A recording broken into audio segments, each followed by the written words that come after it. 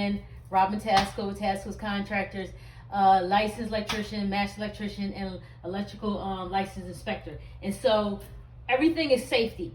So today I want to show you, this is called a proximity tester, which means that you don't touch it before you test it. Okay, so we know that the lights is off, we cut the circuit off, but we want to double check. And by double checking, I take my proximity tester that I have and test these wires. Now, if this light was staying red constant, then the wires would still be on.